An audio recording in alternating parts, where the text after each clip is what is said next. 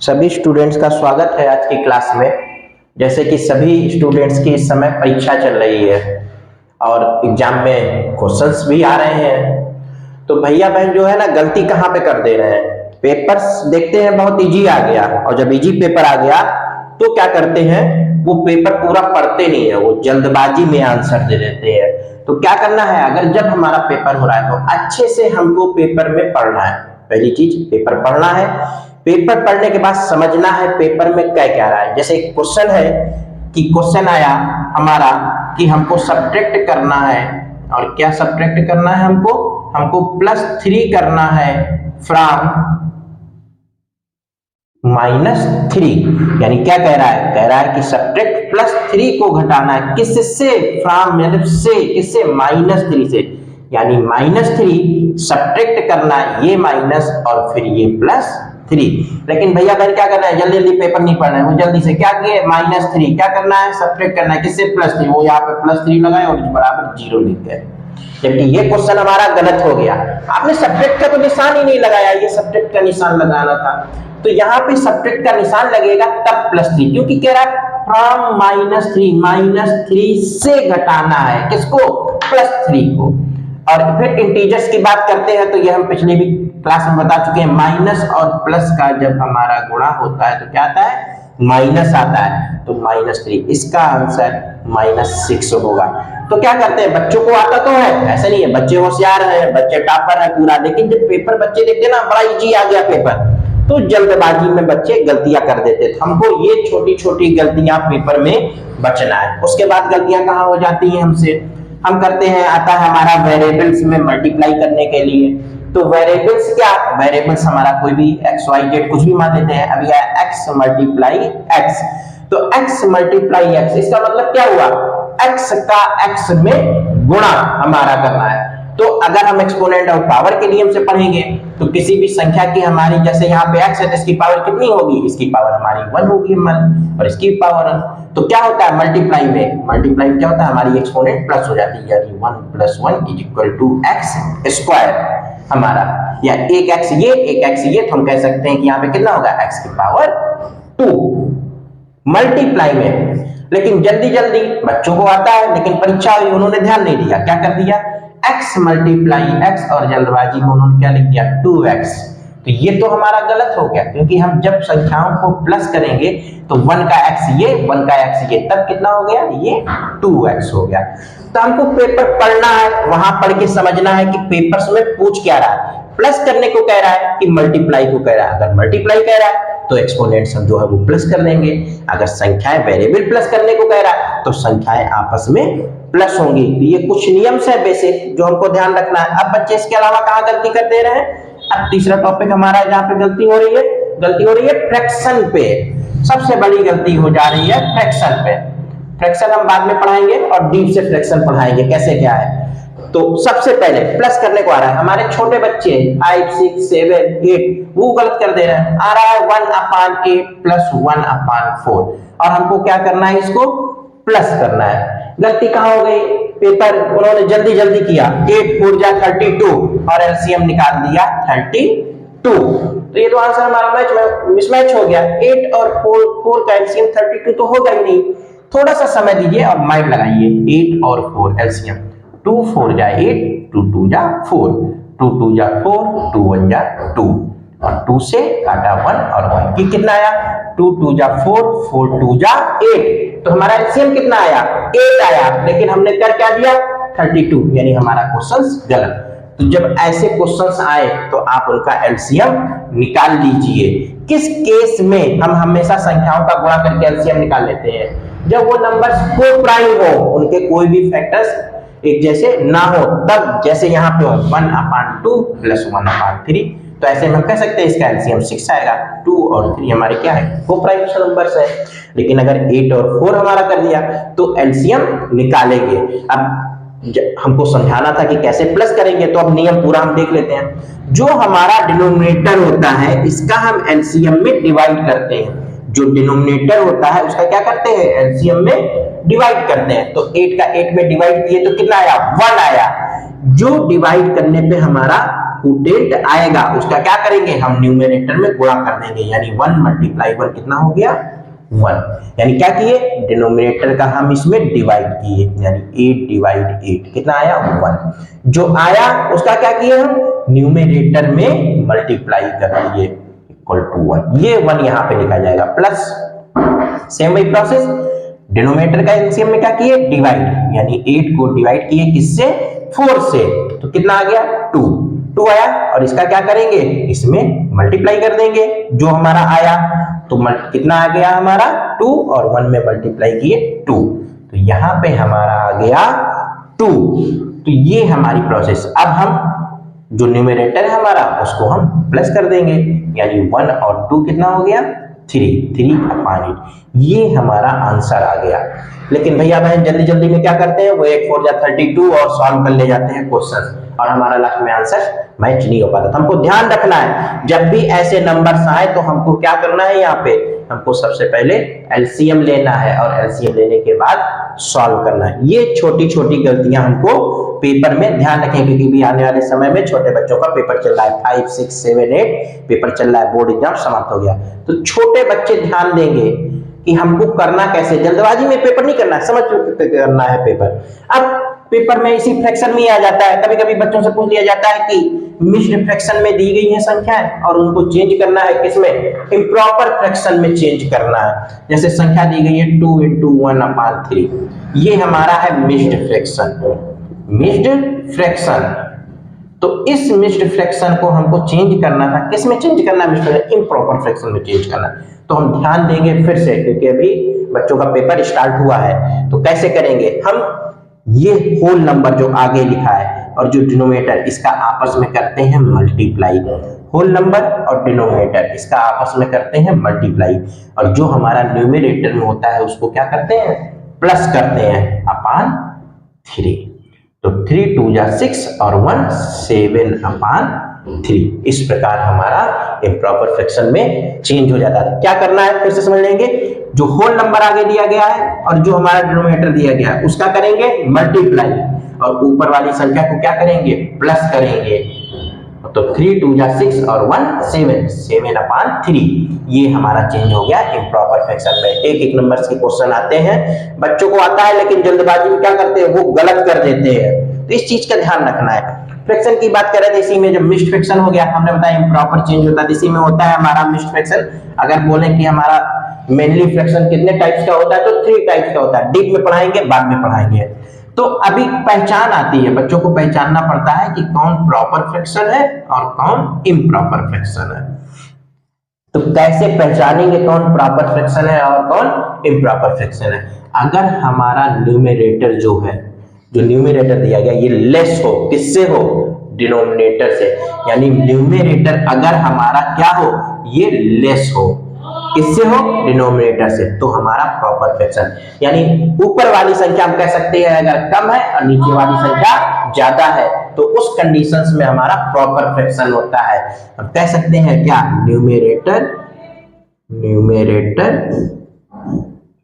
Is less than denominator, तो हमारा जो न्यूमरेटर होगा वो छोटा होगा, किससे होगा डिनोमिनेटर से। ये चीज सभी याद रखेंगे, नहीं पेपर टाइम पे सब गलत हो जाता है, पेपर में पहुंचते हैं तो भूल गए। प्रॉपर क्या, प्रॉपर का मतलब हमारा न्यूमरेटर छोटा हो, बस इतना समझना है। प्रॉपर का मतलब न्यूमरेटर छोटा हो, और इम्प्रॉपर का मतलब हमारा न्यूमरेटर बड़ा हो, जस्ट अपोजिट, इतना ध्यान रखना, जस्ट अपोजिट। अगर इसी में हम बात करते हैं ये हमारा प्रॉपर हो गया, अब बोलते हैं इम्प्रॉपर फ्रैक्शन, इम्प्रॉपर फ्रैक्शन। क्या ध्यान रखना है हमको कि अब हमारा अभी न्यूमरेटर लेस था, अब हमारा न्यूमरेटर क्या होगा ग्रेटर हो जाएगा, यानी हम बोल सकते हैं 8/3 11/4, यानी न्यूमरेटर ग्रेटर। जब हमारा न्यूमरेटर ग्रेटर होगा और डिनोमिनेटर हमारा लेस होगा, कम होगा, उस समय हमारा इम्प्रॉपर फ्रैक्शंस होता है। ये छोटी छोटी चीजें हैं जो परीक्षाएं में हमको याद रखनी है इन चीजों को, क्योंकि हमारे फ्रैक्शन से क्वेश्चंस छोटी क्लास में पूछे जाते हैं। इसके अलावा जो पूछा जाता है मोस्टली जो होता है इंटीजर से क्वेश्चन आते हैं, फिर से एक बार इंटीजर समझ लेते हैं। इंटीजर से क्वेश्चन आते हैं, आपको याद रखना है -5 -6, माइनस माइनस क्या होता है, प्लस होता है, बट साइन जो होगा वो माइनस का रहेगा, minus minus plus, but sign minus का। 6 5 11। अगर यहाँ पे एक माइनस एक प्लस, एक माइनस एक प्लस, तो यहाँ पे हमारा, अब देखते हैं प्लस माइनस में हमेशा माइनस होता है, दूसरा कॉन्सेप्ट, प्लस माइनस में हमेशा माइनस होता है। तो 6 में से 5 गया 1। साइन कौन सा लगाएंगे हम, जिसके साइन की संख्या, जो साइन की संख्या हमारी बड़ी होगी, यानी प्लस की बड़ी थी तो प्लस का साइन, तो प्लस का साइन हम लगाते नहीं। इसी को भी सेम उल्टा कर देते हैं हम, यहां कर देते हैं -6 + 5। अब तो हमने क्या बताया, एक संख्या प्लस की, एक संख्या माइनस की, और प्लस माइनस में हमेशा माइनस। तो यहाँ पे 6 में से 5 गया 1। पहला कॉन्सेप्ट तो ये क्लियर हो गया, प्लस माइनस में माइनस परीक्षा के दृष्टि से बहुत ज्यादा उपयोगी है। और साइन कौन सा लगाएंगे, अब देखेंगे कौन सी संख्या इसमें बड़ी है, माइनस की कि प्लस की। माइनस की संख्या बड़ी थी, यहाँ पे माइनस का 6 है, यानी जो 6 है वो माइनस का है, तो इसलिए यहाँ पे हम साइन किसका लगाएंगे, माइनस का लगाएंगे। ये याद रखना है। ये तो हमारा हो गया प्लस माइनस के केस में। सेम ऐसे मल्टीप्लाई और डिवाइड के केस में, अगर -5 है और मल्टीप्लाई -2, तो मल्टीप्लाई में माइनस गुणा माइनस क्या हो जाता है, प्लस हो जाता है, यानी ये प्लस का 10 आएगा। लेकिन अगर -5 और 2 का मल्टीप्लाई हुआ है, तो 1 + 1 माइनस का हमेशा मल्टीप्लाई माइनस रहेगा, और 5 2 जा 10 रहेगा। तो छोटी छोटी चीजें हैं जो परीक्षा में गलती हो जाती है, इन गलतियों से हमको बचना है, याद रखना है कि ये गलतियां हमसे परीक्षा में नहीं होनी चाहिए।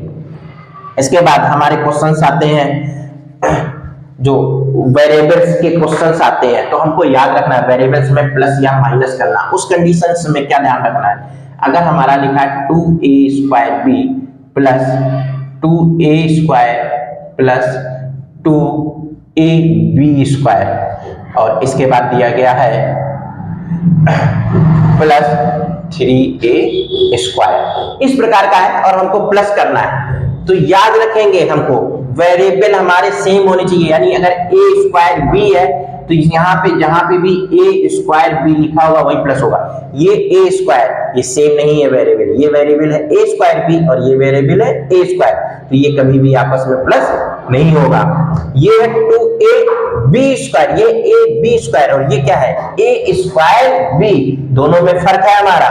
ये a²b, ये ab², वेरिएबल सेम नहीं है, इसकी एक्सपोनेंट यहाँ पे a की 1 है, यहाँ पे a की एक्सपोनेंट 2 है, यहाँ पे b की एक्सपोनेंट 1 है, यहाँ पे b की एक्सपोनेंट, यानी सेम वेरिएबल नहीं है, ये कभी आपस में प्लस नहीं होंगे, इस चीज का भी याद रखना है। ये 2a², ये a², ये स्क्वायर, ये सेम है, ये स्क्वायर नहीं क्योंकि इसमें b नहीं है, तो हम क्या करेंगे, ये जैसे लिखा है 2a²b, 2a², 3a², कितना हो गया 5a², और इसके बाद 2ab², यानी क्या रखना है, वेरिएबल ध्यान रखना, सेम वेरिएबल होना चाहिए। ये a²b, तो यहाँ पे भी a²b होना चाहिए, ये ab² है, ये सेम वेरिएबल नहीं है, तो इसका भी परीक्षा में ध्यान रखना है। जो छोटी छोटी गलतियां हो जाती हैं, उन गलतियों से हमको परीक्षा में बचना है कि हम कैसे उनसे परीक्षा में बचेंगे। इसके अलावा हमारे क्लास 7th से रिलेटेड क्वेश्चंस है।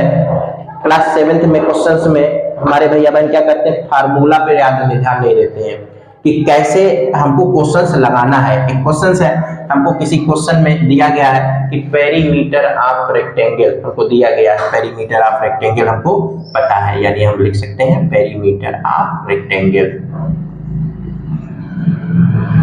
पेरीमीटर ऑफ रेक्टेंगल दिया गया हमको, मान लेते हैं हमको दिया गया है 120 मीटर।